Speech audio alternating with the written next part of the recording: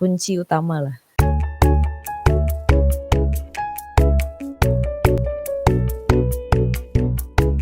Halo, ketemu lagi di video pembahasan tugas untuk course Product Management di Login Academy Batch 3. Di video kali ini kamu nonton pembahasan tugas chapter 7, yaitu questionnaire dan user persona. Di video kali ini kamu akan dipandu oleh aku, M, Program Manager untuk di Login Academy, bersama mentor kita untuk course Product Management, yaitu Halo, aku Talita. kalau kayak gitu kita langsung lihat aja instruksi tugasnya apa. Tugas chapter 7 ini, peserta diminta untuk membuat kuesioner untuk melakukan riset persona untuk produk yang sedang atau akan dibuat. Terus dari riset itu, membuat 2 varian user persona. Sebelum mulai pembahasan tugasnya, mau nanya dulu sih sama Talita. User persona itu apa sih? Sebenarnya user persona itu adalah deskripsi ya, atau misalkan kayak sosok fiktif lah dari kumpulan beberapa user yang udah kita observe atau udah kita interview yang memiliki kesamaan behavior. Biasanya kesamaan dalam behavior, kesamaan dalam motivasi, pokoknya yang kita ngelihat atau kita bisa sebut ya stereotype lah. Ada misalkan biasanya user personanya tuh sampai ada nama gitu, atau nama atau foto. Kenapa sih harus sampai ada nama, harus sampai ada foto? Kalau yang aku tahu adalah itu biasanya kalau misalkan kita ngedesain sesuatu untuk seseorang, untuk stranger lah. Kita kadang tiap kali kita go into meetings atau apa, kita susah empathize. Jadi biasanya perlunya foto, perlunya nama, umur itu, sehingga kita bisa seolah-olah menganggap itu seperti kayak keluarga kita sendiri gitu. Misalkan kita nyebut si user persona kita Samantha. Ya, Samantha itu benar-benar kayak ini sekumpulan orang user kita yang mau kita mau kita puaskan lah ya dalam tanda kutip.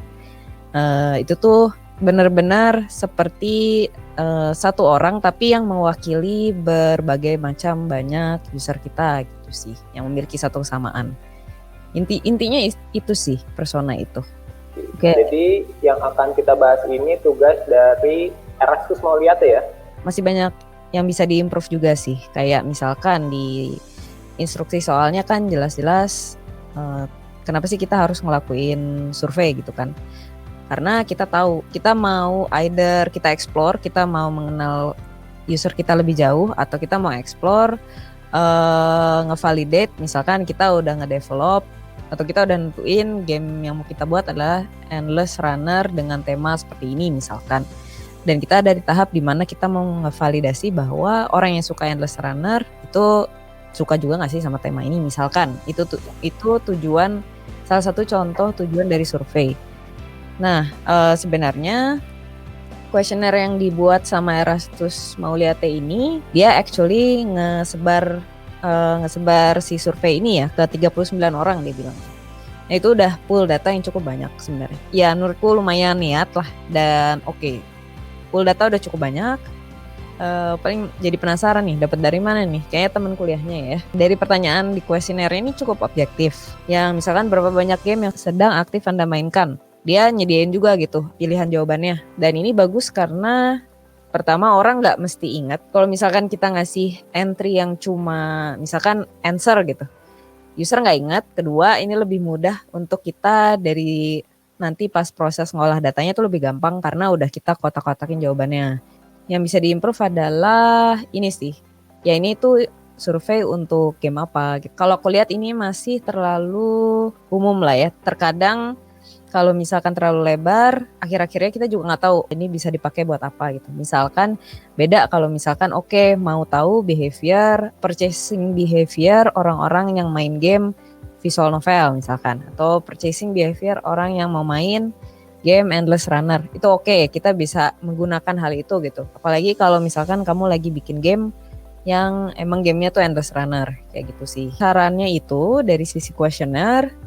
Dari sisi user persona, kalau aku lihat dari 2 ini ya, sebenarnya sih aku pengen ngelihat juga sih kalau bisa kayak rekapan responden Kalau bisa ada datanya gitu ya, gimana cara kamu ngelompokin antara keduanya, itu lebih oke. Soalnya aku ngeliat dari dua persona ini masih banyak ada kesamaan. Kayak misalkan, nah dia alasan bermain gamenya sama-sama memiliki jiwa kompetitif yang tinggi. Motivasi itu bisa jadi sesuatu yang benar-benar membedakan antara dua persona. Behaviornya terhadap suatu game juga beda. Terus aku ya itu sih penasaran kesinambungan antara data yang direkap sama yang akhirnya dijadiin user persona. Hobi berbisnis soalnya biasanya ya kalau di sini itu cenderung dengan, kalau kita nggak hati-hati, cenderung dengan asumsi. Misalkan actually berapa sih yang memiliki hobi berbisnis kayak gitu dari 39 responden kayak gitu, sehingga kamu bisa bilang Ajeng ini memang hobinya berbisnis. Dan Dimas tidak memiliki hobi yang berhubungan langsung dengan game yang sering ia mainkan. Kalau personanya memang masih banyak yang bisa di improve sih, tapi so far menurutku udah cukup oke, udah kelihatan pain points-nya udah jelas dari kedua persona ini. Pain points, terus dia juga akhirnya menyimpulkan tipe purchasing behavior tiap persona ini ya kayak gimana sih. Kayak misalkan Dimas Luhur tuh dolphin, kalau Ajeng itu freeloader gitu ya. Tapi balik lagi, penggunaan data ini kan akan berguna kalau misalkan kita tahu konteks ya. Tentang user research itu, konteks itu pasti penting. Jadi kayak oke lah, mungkin si Ajeng ini freeloader untuk game tertentu, tapi siapa tahu di genre favoritnya dia sebenarnya sering purchase loh, kayak gitu sih. Kayaknya itu aja sih feedback atau pembahasan tugas dari Erastus. Proses berpikirnya kita belum bisa ngebayangin sampai di akhirnya menyimpulkan bahwa ada satu persona dari 39 orang yang disebutin sama Erastus itu dominannya berbisnis. Terus misalkan di sini juga kan kayak misalkan Ajeng Ardia ini dia dibilang pekerjaannya itu karyawan swasta, terus dia menyebutkan bahkan secara spesifik pekerja di perusahaan penerbangan terkenal di Malaysia. Nah, berarti kan apakah mayoritas orang yang kemudian di stereotipkan menjadi Ajeng Ardia ini adalah orang-orang yang bekerja di perusahaan penerbangan gitu ya. Yang perlu hati-hati adalah jangan sampai terlalu spesifik sehingga misalkan ada satu orang yang nggak sesuai. Misalkan kita ngelihat ini bekerja di penerbangan di Malaysia. Biasanya orang yang bekerja di penerbangan Malaysia tuh kayak gimana sih behaviornya? Apakah misalkan pulang shift-shiftan, kadang kerja malam, kadang kerja pagi atau gimana? Aku sendiri juga nggak tahu kan. Nah, jangan sampai kalau misalkan ini applies to ke semua user persona, semua user yang masuk ke kategori user persona ini nggak masalah gitu. Killer maupun achiever itu bagian dari ini juga ya, motivasi juga ya. Nah, betul. Cuman kan di sini disebutin jiwa kompetitif. Nah, kalau berdasarkan si pembedaan jenis player itu kan kalau yang kompetitif itu biasanya killer ya. Nah, ini bisa sampai Erastus menyimpulkan si Ajeng Ardia ini menjadi achiever, sedangkan dia memiliki jiwa kompetitif itu gimana? Itu ya masih agak bikin penasaran juga ya. Iya, itu sih benar. Sedangkan misalkan yang ditanyain di surveinya yang bisa menunjukkan motivasi ya, kalau aku lihat cuma dari pertanyaan yang ini, motivasi Anda dalam bermain game, paling itu. Nah, apakah itu cukup gitu? Sebenarnya enggak sih jawabannya. Masih bisa diimprove untuk menggali lebih dalam. Menanyakan pertanyaan yang benar itu kunci utama lah. Apalagi sih common mistake yang dilakuin sama peserta ketika ngebikin persona dan questionnaire ini? Yang banyak tadi sempat aku sebutin juga sih. Kayak sebagian besar nggak nyebutin melakukan survei ini untuk apa sih. Ada yang bagus benar-benar menyatakan bahwa ini buat mengetahui behavior orang yang suka bermain visual novel. Nah, itu bagus banget. Tapi kebanyakan ya umum aja gitu. Maksudnya cuma benar-benar pengen tahu lu kalau main game gimana sih gitu. Tapi kan kalau misalkan kadang terlalu umum, kita jadi nggak bisa pakai datanya anyway gitu sih. Kedua, ini sih banyak yang tidak menanyakan pertanyaan yang tepat. Kayak ada pertanyaan, apakah kamu akan bermain game saya? Maksudnya pertanyaan seperti itu kalau misalkan user pun jawab iya, nggak tentu benar gitu kan. Maksudnya nggak tahu ke depannya beneran iya apa enggak. Nggak bisa divalidasi lah, nggak valid gitu jawabannya.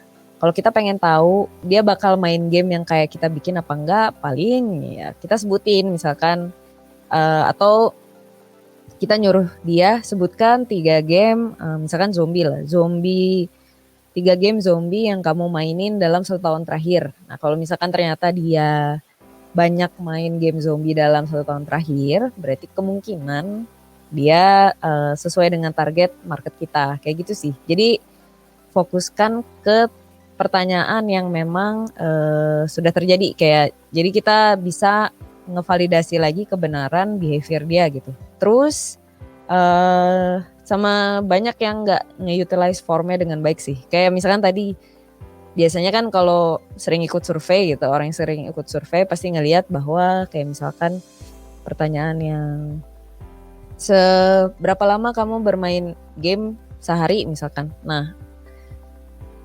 banyak banget yang cuma nyediain jawabannya answer gitu, maksudnya entry lah. Cuma orang bisa nulis dibanding misalkan ada pilihannya 0, 1 sampai 5 jam gitu, kayak gitu-gitu.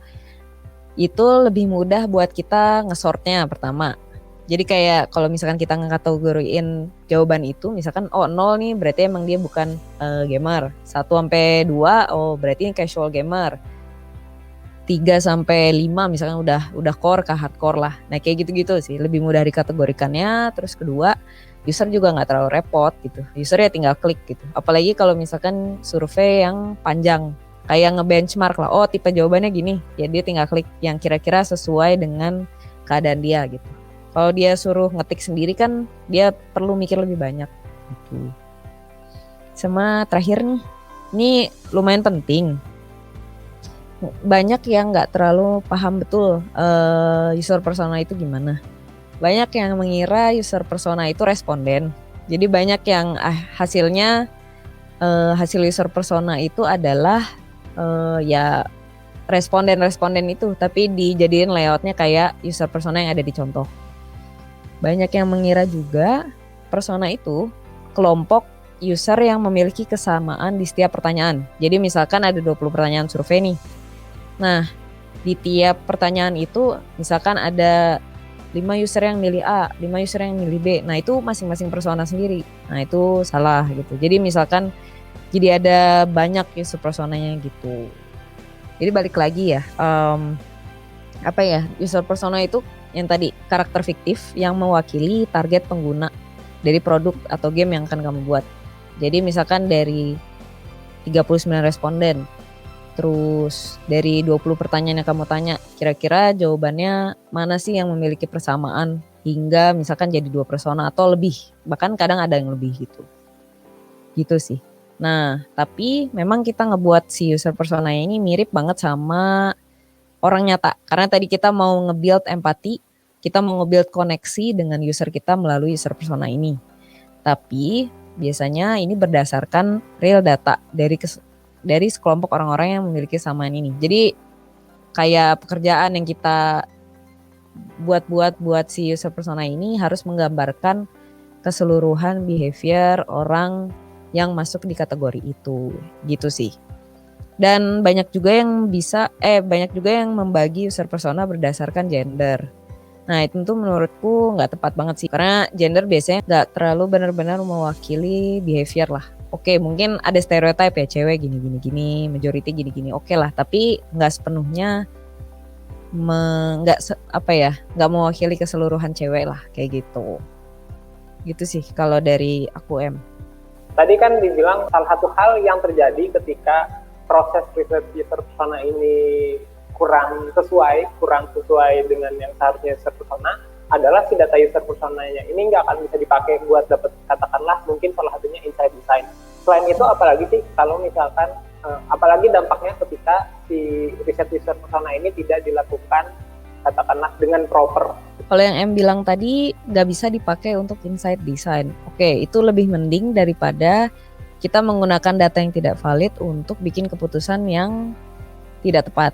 Itu lebih bahaya lagi gitu. Jadi maksudnya kadang lebih baik kita nggak punya data daripada kita punya data tapi kita pakainya salah. Kadang gitu, tergantung the magnitude of the decision itself. Misalkan kalau kita bikin user persona terlalu banyak asumsi nih. Maksudnya user research terus kita bikin user personanya, tapi user personanya itu sebenarnya masih banyak data yang kita belum punya. Jadi kita bikin asumsi. Kalau terlalu banyak asumsi biasanya end up salah gitu. Terus kita udah bikin decision, apalagi decision produk yang major gitu. Dan kita basiskan tanpa ada validasi lebih lanjut. Nah itu lebih bahaya. Itu tadi pembahasan untuk tugas chapter 7 yaitu user persona. Sekali lagi terima kasih buat kamu yang udah submit tugasnya, dan buat kamu yang masih ada pertanyaan tentang materinya, bisa langsung ditanyain di fitur sosial komen yang bisa kamu temuin di kolom kanan ketika kamu di Logim Academy menggunakan PC atau laptop. Oke, Yes. kalau kayak gitu sampai di sini video pembahasan tugas untuk course product management di Logim Academy batch 3. Aku M bersama. Aku Talita. Sampai ketemu lagi di video pembahasan tugas berikutnya. Dadah. Bye.